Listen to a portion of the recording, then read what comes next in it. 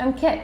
And I'm Cade. We are real people that do real reviews.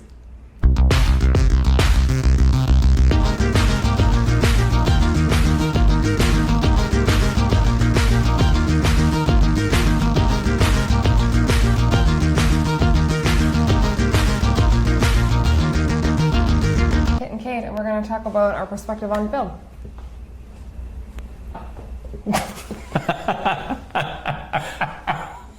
When you watch a film, what's the first thing you focus on? Story, acting, visuals, or something else? I think the common answer when you see reviewers is that they're going to talk about the landscape, the coloring, these things. But the difference between our type of review is that we're talking about, if you're a real person going into the independent space, do you like the film or not? Yes or no, which that comes down to storyline. Is there a start? Is there a finish? Do you understand it? Do you like it? Done, period. I have nothing else to say on that one. Heck it up. Get it. Right?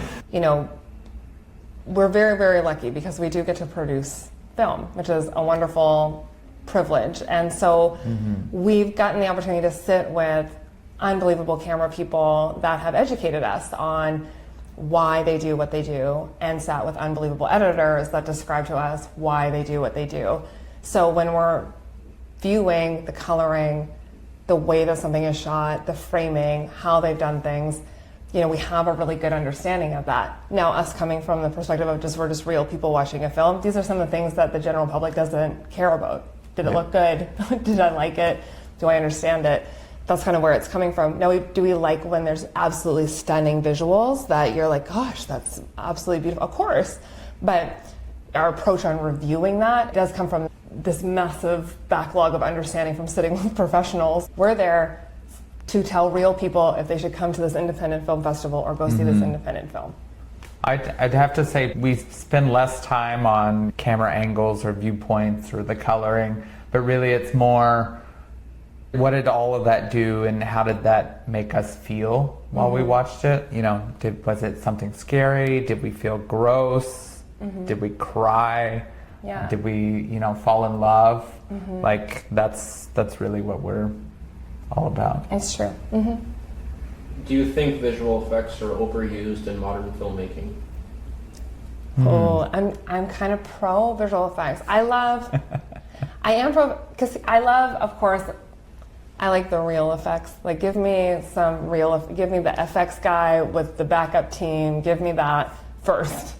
But you need the visual effects to get that to that next level, especially depending on what style or type of film, especially when it comes to injury, things like that. I really feel like you can get to other layers of things and you can go in closer on, I'll use injury as an example, and I think it does a really great thing. And if you're doing sci-fi or you're doing fantasy, and not having to go, catch 100 real fireflies to make it work, it just makes sense to use visual effects. So I think when you have a really grandiose, beautiful, especially I'll use sci-fi and fantasy, it does make sense, of course, to incorporate that. And I think it elevates the film. Yeah. I mean, I could take it or leave it. It goes back to Storyline. Was it a good story? So, How important is a film's score or soundtrack in setting the mood? I'd have to say, well, one, she's very auditory. I do quite enjoy watching her watch a show when I know it's kind of like makes you feel icky or gross, because it just adds that little bit of pleasure for me watching her face as she cringes as we hear something. The secret time. We just watch each other watching movies. I see so often there'll be a Foley team of like 4 to 6 people. I'll see, sound crews that will be, a full panel of crew going through in the final credits. And so to me, sound is, if you are a very auditory person, sound's incredibly important to you. It doesn't matter how beautiful a film is, if it sounds like garbage, you will leave the theater. And so I think sound is, it's a key element for sure. Well, I'd say like that could also be like an iconic thing that you know, you hear a song on a radio and it takes you right back to that movie, or Yes. you know, those kinds of moments. So Gosh, that's a great add-in too. Or I was thinking in Oppenheimer, there's this scene where you would assume that they would have made it a massive, noisy experience, and they instead chose to make it silent. And it stays with you, and it's such a choice in sound, and it makes the entire storyline and moment elevated. at the end of the day, it has to be a good story. Is it believable? It doesn't actually even have to be believable, but in the sense of it having to be real life. But what I enjoy about watching a movie is, did I learn something? Did I think about something in a different way? Did it evoke an emotion that I didn't realize that, you know, would be triggered while watching something? Like everyone has a favorite movie or something that they were scared about in a movie, but you know, that boils down to someone's idea that, you know, wrote it on paper and said, hey, let's make this movie. Yeah. Different producers have different viewpoints on writers. Some people believe that, you know, everything rises and falls on the script, on the writer or the dialogue. And some producers believe more in giving lots of room for the actors to kind of ad-lib and do those things. So, and sometimes that works too. So for me, when I think about script, my mom is a writer. And I know I say this all the time because I'm from Nova Scotia, and everything is really lyrical and long-winded, and everyone kind of talks in storytelling manner. And it's a little bit of my heritage too. And so I think that's like, your script is, it's where your journey begins. And I agree with you. Do I believe or buy into what I'm reading, whatever genre it's in? And I think that I have personal leans and things that I like in a script. I like things that are layered. I like really strong dialogue. I like believable characters. I like all those things, but I also see the perspective both ways of, you know, when a producer or director decides to, you know, I'm actually going to let this actor, or as a director, I'm actually going to take this section, I'm going to move it in this way, because now that we're here on set filming it, this would make the most sense. And I think that, of course, you can't make a movie without a script. You need to start there. But I think that I think there's room. I think there's room for sure. Yeah. How much does a film's editing impact your review or overall impression? So when you are just the average person going to a movie and you're buying a ticket and you're watching a film, there's so much that happens in edit that you wouldn't notice, but you would notice if it was done wrong. Yeah. You would notice if the coloring wasn't there. You would notice if the scenes weren't cut properly, or if all of a sudden we're zoomed really close in and it didn't add, it was for a strange reason. Or if they didn't use stabilizers on their handheld, and again, it didn't add to the story. These things that happen in edit, and also edit is where the music comes in, the sound comes in, everything is kind of brought together. I feel like just talking to the average person watching a movie, it's when the editing goes wrong, you would notice. It's when the editing's right and it's seamless and it's perfect and it helped everything come together, and the coloring was beautiful and everything was in motion towards, you know, taking you on this journey. Gosh, like I just think of all people that are underrated in film, the editor really does make or break like film. It really is huge.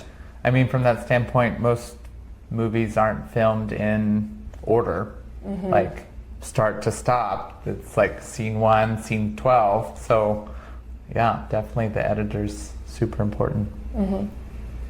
How do you differentiate between good acting and great acting? Oh. I have all kinds of thoughts on that. Well, yeah, we've definitely seen some bad acting.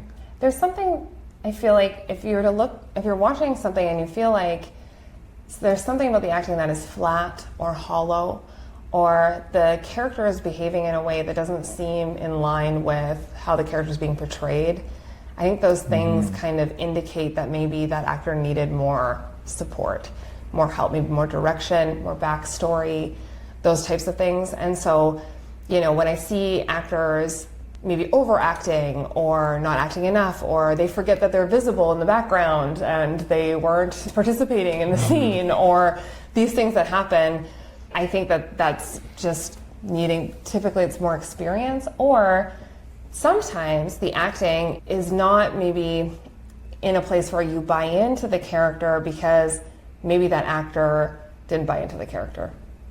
And so I think the difference between good and great is, did that actor who took that role and said yes, did they take the time to backstory and put themselves in a position to really become that character for us to believe it on the screen? Good answer. Oh, Yeah. vote for me. Yeah. 4 stars. Well, that's high. Yeah. What role does lighting play in your film critiques? You know, I just recently watched a film, well, we watched it separately, Quiet Place, from the beginning, and it was so visually striking. There were so many scenes that they played with light in unexpected ways that it's what I think of when I think of the film, even though, of course, they did a beautiful job of sound, storyline, everything, acting, you know. Lupita Nyong'o, I think is her last name, oh gosh. Good for you for remembering. Oh, she's tremendous.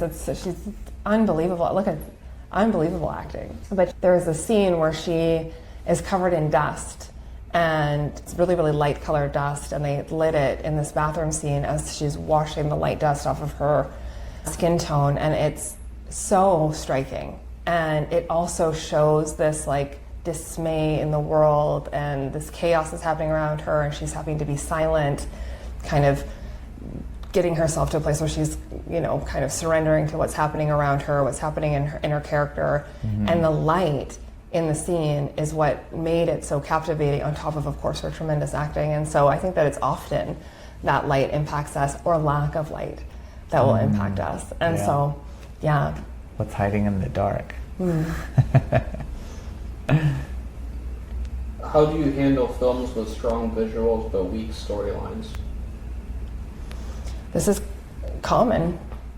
I was thinking about some films that I got to see. They are films that are not yet in the marketplace. I was thinking about how they're absolutely gorgeous. They're filmed so beautiful, and lots of drone work and just things that are really beautiful, but I didn't understand where the story was. Yeah. So even though it was very pretty, you know, take a still of it, hang it on your wall, gorgeous, but it has to move along. So, so that's how I handle it. I handle it by thinking, this is not something where I would tell somebody, like a real person doing a real review, hey, this is worthwhile for you to book your babysitter, you know, get, you know, pay for the gas, pay for the ticket, get your popcorn, sit in the seat, invest in this, escape into a story that's incomplete or weak or no, but it's very pretty. Yeah. I would say that's for you to go to the museum. Go there. Well, and sometimes we say, we're like, well, wait till it comes out and maybe you watch it on TV and, you know, vacuum or do the dishes or It's in the background. do something else. Can a bad ending totally ruin an otherwise great movie for you? It depends what a bad ending means. Yeah. Bad endings a lot of times for people is that they didn't like the ending because it wasn't what they wanted for the story.